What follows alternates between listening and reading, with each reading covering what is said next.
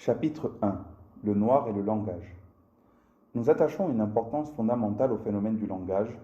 C'est pourquoi nous estimons nécessaire cette étude qui doit pouvoir nous livrer un des éléments de compréhension de la dimension pour autrui de l'homme de couleur.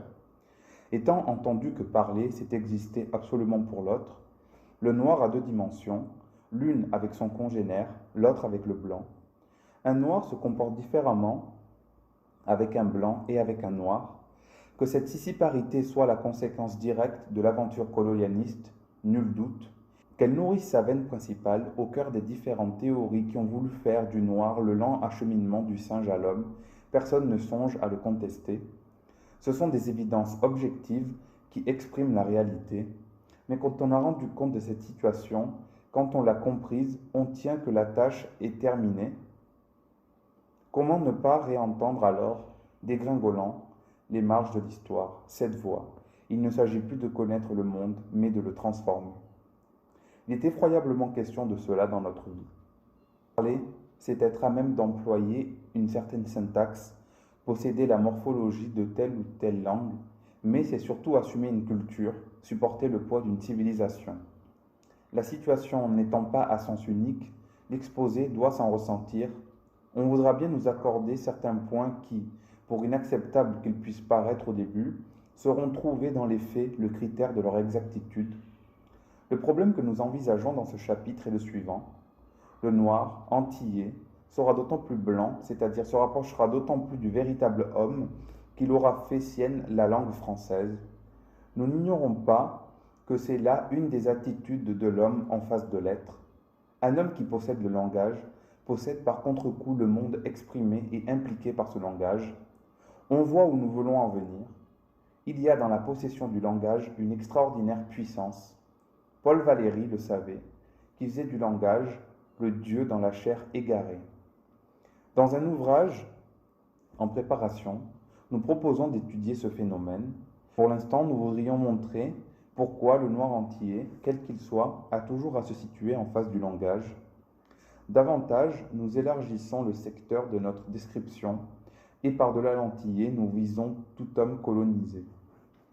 Tout peuple colonisé, c'est-à-dire tout peuple au sein duquel a pris naissance un complexe d'infériorité, du fait de la mise au tombeau de l'originalité culturelle locale, se situe vis-à-vis du langage de la nation civilisatrice, c'est-à-dire de la culture métropolitaine.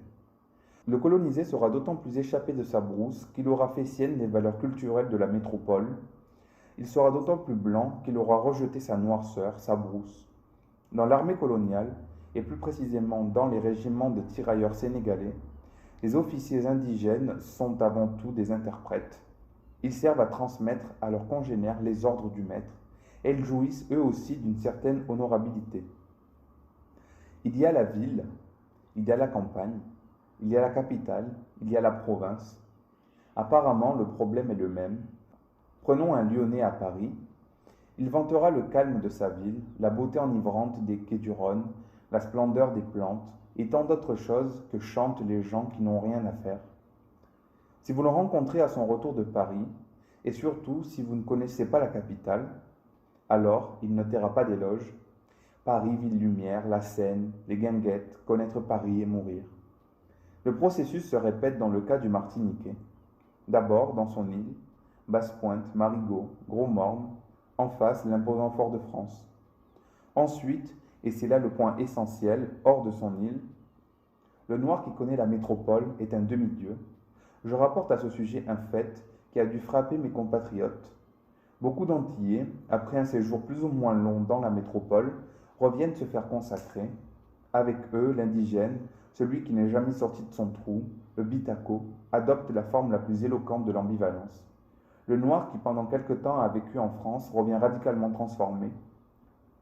Pour nous exprimer génétiquement, nous dirons que son phénotype subit une mue définitive, absolue. Nous voulons dire par là que les noirs qui reviennent près des leurs donnent l'impression d'avoir achevé un cycle, de s'être ajouté quelque chose qui leur manquait.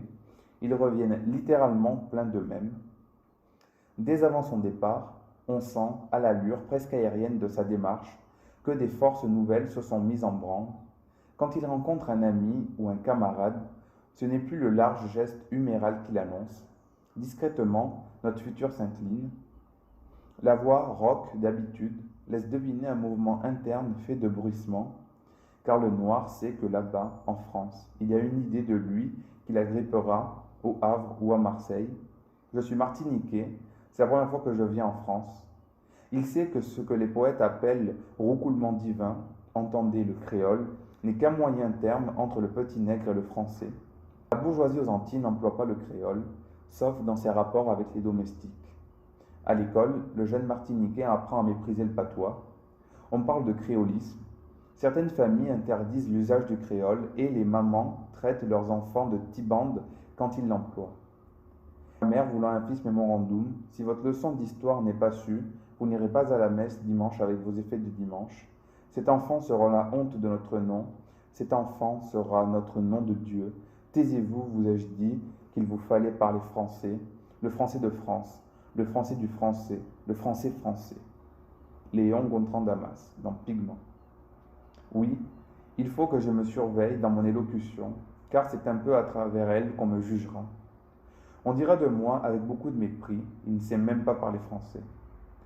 Dans un groupe de jeunes antillais, celui qui s'exprime bien, qui possède la maîtrise de la langue, est excessivement craint. Il faut faire attention à lui, c'est un quasi-blanc. En France, on dit parler comme un livre, en Martinique, parler comme un blanc. Le noir entrant en France va réagir contre le mythe du Martiniquais qui mange les R.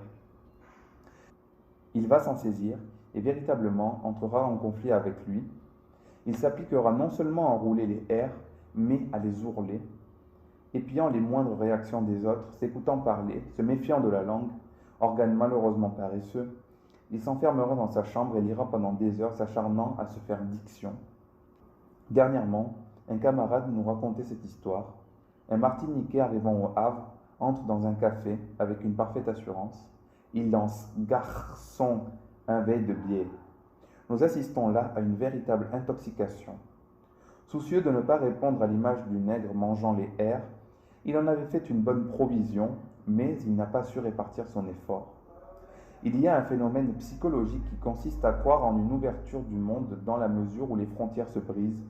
Le noir, prisonnier dans son île, perdu dans une atmosphère sans le moindre débouché, ressent comme une trouée d'air cet appel de l'Europe, parce que, il faut le dire, Césaire fut magnanime dans son cahier d'un retour au pays natal. Cette ville, Fort-de-France, est véritablement plate, échouée. Là-bas, au flanc de ce soleil, cette ville plate, étalée, trébuchée de son bon sens, inerte, essoufflée sous son fardeau géométrique de croix éternellement recommençante, indocile en son sort, muette, contrariée de toute façon, incapable de croître selon le suc de cette terre, embarrassée, rognée, réduite en rupture de faune et de flore. La description qu'en donne Césaire n'est nullement poétique. On comprend alors que le noir, à l'annonce de cette entrée en France, comme on dit de quelqu'un qui fait son entrée dans le monde, jubile et décide de changer. D'ailleurs, il n'y a pas de thématisation. Il change de structure indépendamment de toute démarche réflexive. Il existe aux États-Unis un centre dirigé par Peace et Williamson. C'est le centre de Peckham. Les auteurs ont prouvé qu'il y avait chez les gens mariés un remaniement biochimique et paraît-il, ils auraient décelé la présence de certaines hormones chez l'époux d'une femme gestante. Il serait aussi intéressant, si s'en trouvera d'ailleurs pour le faire, de rechercher les bouleversements humoraux des Noirs à leur arrivée en France, ou simplement d'étudier par des tests les modifications de leur psychisme avant leur départ et un mois après leur installation en France. Il y a un drame dans ce qu'il est convenu d'appeler les sciences de l'homme. Doit-on postuler une réalité humaine type et en décrire les modalités psychiques ne tenant compte que des imperfections, ou bien ne doit-on pas tenter sans relâche une compréhension concrète et toujours nouvelle de l'homme? Quand nous lisons qu'à partir de 29 ans, l'homme ne peut plus aimer, qu'il lui faut attendre 49 ans pour que réapparaisse son affectivité, nous sentons le sol se dérober. On ne s'en sortira qu'à la condition expresse de bien poser le problème, car toutes ces découvertes, toutes ces recherches ne tentent qu'à une chose, faire admettre à l'homme qu'il n'est rien, absolument rien, et qu'il lui faut en finir avec ce narcissisme selon lequel il s'imagine différent des autres animaux. Il n'y a là ni plus ni moins capitulation de l'homme. À tout prendre, je saisis mon narcissisme à pleine main et je repousse l'objection de ceux qui veulent faire de l'homme une mécanique. Si le débat ne peut s'ouvrir sur le plan philosophique, c'est-à-dire de l'exigence fondamentale de la réalité humaine, je consens à le mener sur celui de la psychanalyse, c'est-à-dire des ratés, au sens où l'on dit qu'un moteur a des ratés. Le noir qui entre en France change parce que pour lui la métropole représente le tabernacle.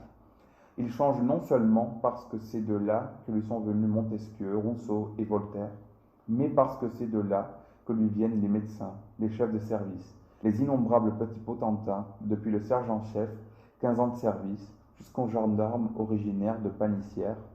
Il y a une sorte d'envoûtement à distance, et celui qui part dans une semaine à destination de la métropole crée autour de lui un cercle magique où les mots Paris, Marseille, la Sorbonne, Pigalle représentent les clés de voûte. Il part et l'amputation de son être disparaît à mesure que le profil du paquebot se précise. Il lit sa puissance, sa mutation dans les yeux de ceux qui l'ont accompagné. Adieu Madras, adieu Foulard.